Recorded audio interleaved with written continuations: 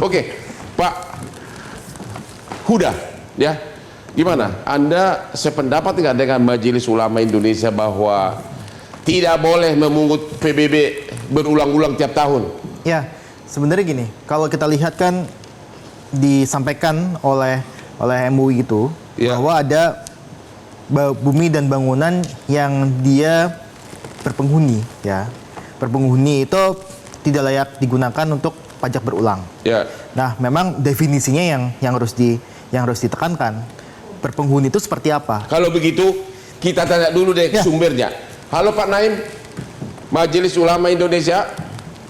Halo. Ya, selamat malam Bapak. Bapak telah menimbulkan kehebohan tapi juga kabar gembira, terutama bagi saya dan jutaan rakyat Indonesia. Boleh nggak Bapak uraikan topik singkat dari fatwa Bapak bahwa tidak boleh mengut pajak berulang PBB lagi tiap tahun? Bisa nggak inti pokoknya Pak? Terima kasih ya. Biar lebih utuh, saya ingin menjelaskan mulai dari background sampai substansi fatwanya, biar tidak terpotong ya. Yang pertama, salah satu latar belakangnya, MUI itu posisinya sebagai mitra pemerintah dan juga pelayan masyarakat, Shadiqul Hukumah dan juga Khadimul Ummah. Nah, salah satu wujud kontribusi MUI di dalam menjalankan fungsi kemitraan terhadap pemerintah dan juga pelayanan kepada masyarakat adalah kontribusi keagamaan di dalam merespon permasalahan sosial yang muncul. Salah satunya adalah persoalan perpajakan, di mana beberapa waktu yang lalu ada kegelisahan masyarakat ketika ada beberapa pemerintah daerah yang menaikkan pajak bumi dan bangunan yang dianggap bertentangan dengan prinsip rasa keadilan di tengah masyarakat, sehingga menggerakkan protes dan juga ketidakpercayaan kepada pemerintah. Dan jika ini dibiarkan, akan terus mengundang permasalahan sosial yang bisa membahayakan integrasi dan juga kohesi sosial kita. Karena itu, dengan pandangan keagamaan yang dimiliki, MUI menetapkan fatwa terkait dengan komitmen pajak berkeadilan. Nah, di dalam hubungan antara rakyat dan juga penguasa, itu diikat oleh saling menguntungkan dan tujuannya adalah untuk kepentingan keamanan dan kemakmuran. Nah, tahap yang pertama untuk membiayai operasional negara, mewujudkan kemakmuran rakyat adalah mengoptimalkan sumber-sumber kekayaan negara. Kekayaan negara yang ada di bumi, kemudian di atas bumi, di bawah bumi, itu sebesar-besarnya untuk kemakmuran rakyat. Itulah hakikat pasal 33 Undang-Undang Dasar kita. Jika tidak mencukupi, maka negara boleh memungut pajak. Dengan demikian posisi pajak itu sebagai wujud kontribusi masyarakat, bagian dari kontrak sosial untuk diamanahkan kepada negara dalam mewujudkan sebesar-besarnya kemakmuran rakyat tadi. Cuma harus berkeadilan. Keadilan bukan hanya distribusinya, tetapi juga partisipasinya. Harus dipastikan bahwa pajak dikenakan kepada orang yang memiliki kelebihan finansial, diperuntukkan untuk masyarakat yang mengalami kesulitan akses ekonomi. Jangan sampai hanya gara-gara punya akses politik, orang yang seharusnya terkena pajak lebih, kemudian dia aman dan selamat. Sementara masyarakat kecil yang tidak punya akses politik dan juga kekuasaan ditekan sedemikian rupa. Salah satunya adalah soal pajak bumi dan bangunan tadi. Penjelasannya bukan hanya sekedar PBB, tetapi perlu dikecualikan kewajiban pajak itu dari kebutuhan pokok. Jadi kebutuhan pokok setidaknya sandang, pangan, papan. Kalau yang terkait dengan pangan, perlu dikecualikan dari pengenaan pajak adalah 9 bahan pokok.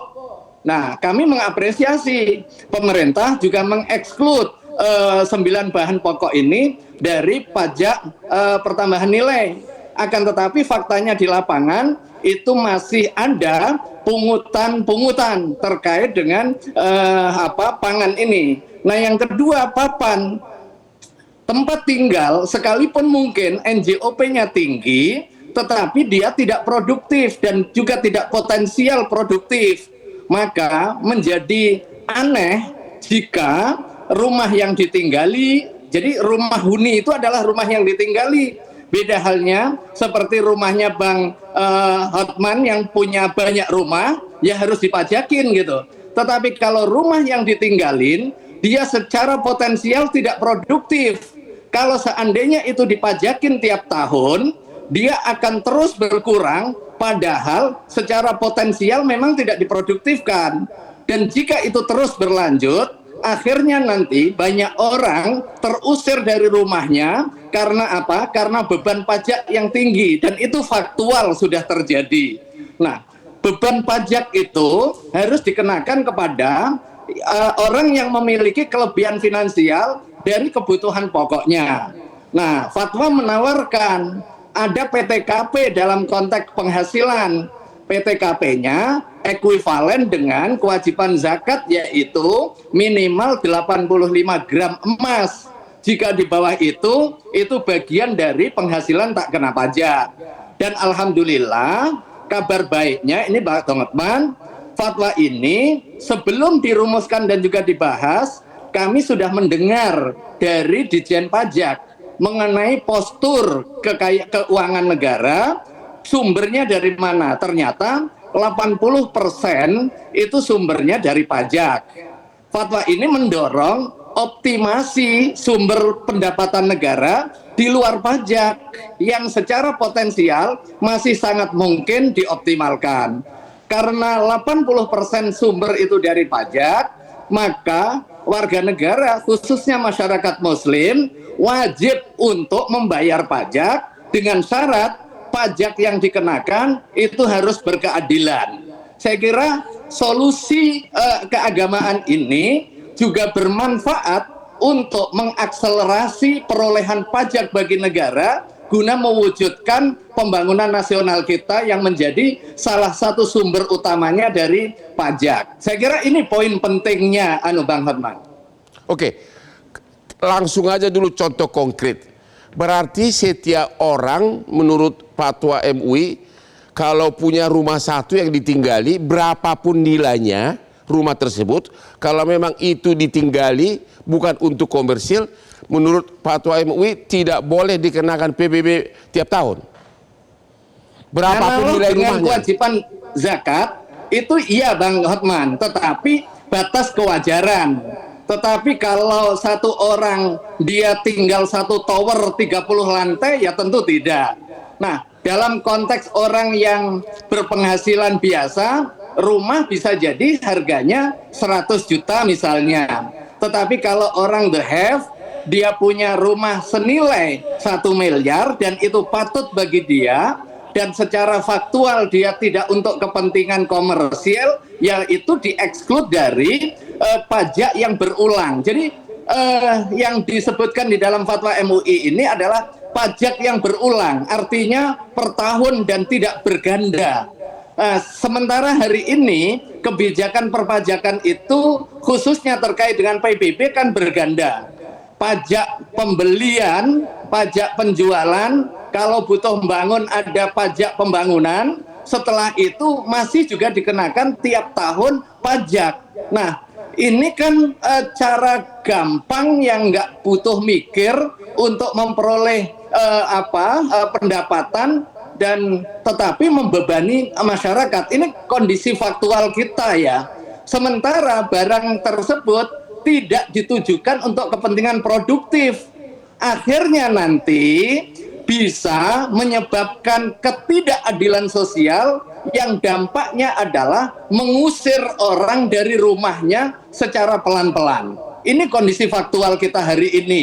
Dan korbannya sudah banyak. Teman-teman kita yang tinggal di Jakarta, yang asetnya hanya tanah, tempat dia huni, kemudian tiap tahun NJOP-nya naik, nilai jual objek pajaknya naik, tetapi faktualnya dia tidak merasakan nilai kenaikan itu karena memang tidak diproduktifkan. Dampaknya dia harus membayar pajak yang sangat tinggi. Akhirnya Pak, apa? Dia tidak kita istirahat mampu, dulu. akhirnya terusir dari kampung halamannya.